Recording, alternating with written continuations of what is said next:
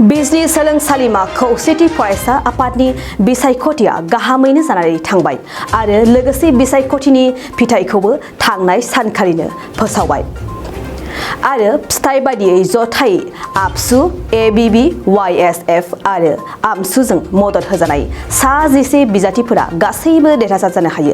बे देरहासारनायखौ लानानै बिजाथिफोर आरो मदद होगिरि फरायसाफोरा जोबोरैनो रंजाखांदों। चिरां जिल्लानि सिङाव थानाय बिजनि सोलोंसालिमा खौसेथि फरायसा आफादनि बिसायख'थिया गाहामैनो जानानै थाङो आरो बेनि फिथाइखौ थांनाय सानखालि फोसावनाय जायो।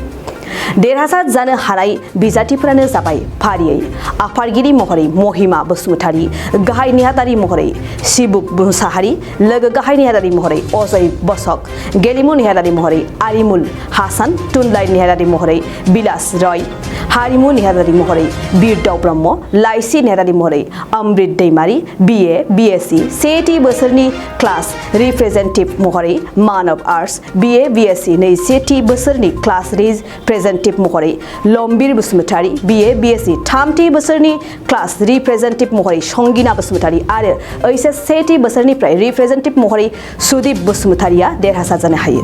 बे बिजनि कलेजनि 2022 आरो 23 मायथाइनि बिसायख'थियाव प्रेसिडेन्ट महरै देरहासार जानो हादों। जोबोद गोजोननाय मोन्दों। आंहा एगेन्स्ट गैयामोनबाबो जुदि एगेन्स्ट थायोमोन होनबाथाय बांसिन मोजां जागौमोन इलेक्शना गेलेनो थाखाय आरो बांसिन रंजासिनगौमोन। थेवबो जोङो दिनैनि दिनावबो रंजादों, जों मोसादों आरो कलेजनि मोजांनि थाखायनो खामानि मावलांनो सानो। जों गासिबो इउनियन बडिनि मेम्बार जयै लोगो नांनानै खामानि मावलांनो सानो। जोंना मोनथाम पार्टिजों एलायन्स दंमोन, एबसु, एबिबि वाइएसएफ आरो आमसुजों लोगोसे।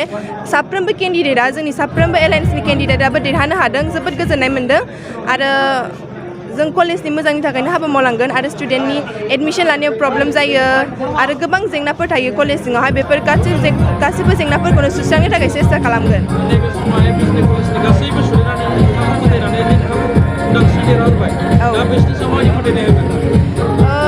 फोथायनाया बिसोरनि थाखाय जोबोद रोजा साबायखर आरो लोगोसे बिजनि आन्चलिक एबसु आरो बिजनि कलेज इउनिट एबसु बिसोरखौबो रोजा साबायखर थाबाय। बिसोरनि मददाव जोङो बे बिसायख'थिखौ देरहानो हादों। दिनै आं जोबोद गोजोननाय मोन्दों जोंनि बे बिसायख'थियाव देरहासारनो हानायनि थाखाय। दा बेजों लोगोसेनो जोंनि जि इलेक्सननि थाखाय हेफाजाब होबोनाय जि बिजनि आन्चलिक कमिटि एबसु, बेजों लोगोसे बेंगलि फेडारेसन आरो आमसु, बिसोर मोनथामनिसिमबो आङो गोजोननाय साबायखर जासिहरबाय।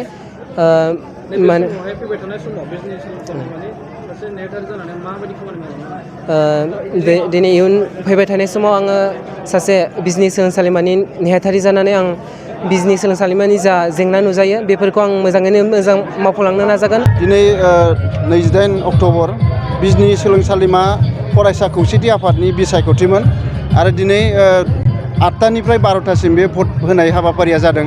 बेनि उनाव 1 रिंगानिफ्राय दहायो 5 रिंगासिमनि गेजेराव जोङो साननायखौ फोजोबबाय आरो रिजाल्टखौ मोननो हाबाय। देग्लाय जोङो दुलाराय बर' फरायसा आफादनि दैदेननायाव बिजनि जिल्ला आरो बेहाय बेंगलि फेडारेसन बेनिफ्राय आमसुजों जोङो मोनथाम फरायसा आफादजों जयै बे बिसायख'थियाव बाहागो लादोंमोन आरो जोङो गासैबो बिजाथिफोरा दिनै देरहासार जानो हाबाय। गासै मोन 11 बिबान दङ। बे मोन 11 बिबानाव जोङो दाखालि नमिनेसन गथायनाय समावनो जोङो मोनब्रैखौ जोङो उइनार जाखादों, आनकन्टेस्ट उइनार जाखादों, देरहादों। प्रेसिडेन्ट, बिनिफ्राय जेनेरेल सेक्रेटारि, जिएस आरो बिए सेकेन्ड इयारनि क्लास रिप्रेजेन्टेटिभ, बिनिफ्राय बिए थार्ड इयारनि क्लास केप्टेन, बे मोनब्रैखौ जोङो आनकन्टेस्ट अपोजिसन गैयालासे जोङो देरहानो हादों। बाखि जोङो 7टाखौ जोङो दिनैहाय भटनि गेजेरजों जों देरहानो हाबाय।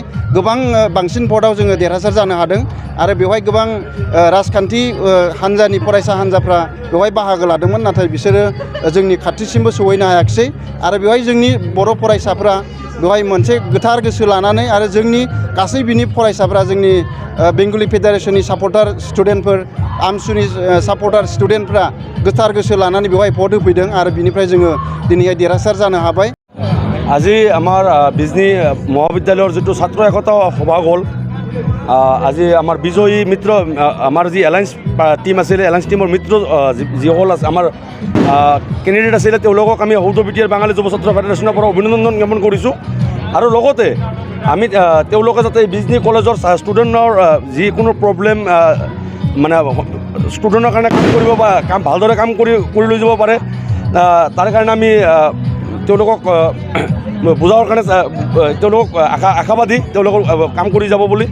আৰু এটা কথা আমি আপোনালোকৰ ওচৰত আজি ক'বলৈ বিচাৰিছোঁ যে আমাৰ বিজনেছ ষ্টুডেণ্টে এটা কথা সকলোকে বুজাই দিছে, যেনেকুৱা ইয়াতে কোনো ৰাজনৈতিক দলৰ ছাতিৰ তলত থকা কোনো এটা ছাত্ৰ সংগঠন বা ধৰ্মৰ ভিত্তিত মানে ছাত্ৰ সংগঠন কৰিবলৈ অহা যিকোনো এটা সংগঠনে হওক, বিজনেছ ষ্টুডেণ্ট আমাৰ শিক্ষা ষ্টুডেণ্টবিলাকে এই বস্তুটো বুজাই দিছে যে ইয়াতে তেওঁলোকে কোনো ধৰণৰ মানে ধৰ্মীয় বা কোনো ৰাজনৈতিক দলৰ আণ্ডাৰত থকা যিকোনো সংগঠনক ইয়াতে যে বিজনেছ কলেজত তেওঁলোকৰ কোনো ঠাই নাই।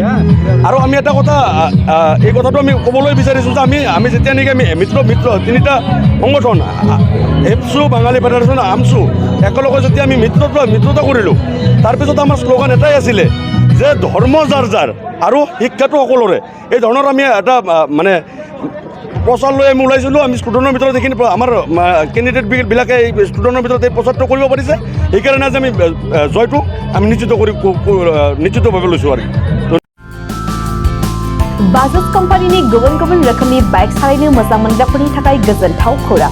अदालगुरि जिल्ला रौथायाव थानाय ब्रह्म अट'मबाइल्स बाजाज शोरूमा लाबोदों नोंथांनो खालि फुजानि दामाका स्पेशल अफार। खेबसेनो रां होना बायथारनायजों लोगोसे बेयाव फाइनान्सनि सुबिदाखौबो लानो हागोन। खोब खम बेसेनाव एबा 15,000 डाउन पेमेन्ट होनानै नोंथाङा बाजाज कम्पानीनि गुबुन रोखोमनि बाइकखौ लानो हागोन। गोबांथार फोरमानलाइसि होनांगौनि गोनांथि गैया। बाइकजों लोगोसेनो फुजानि गोबांथार गिफ्टबो मोननो हागोन।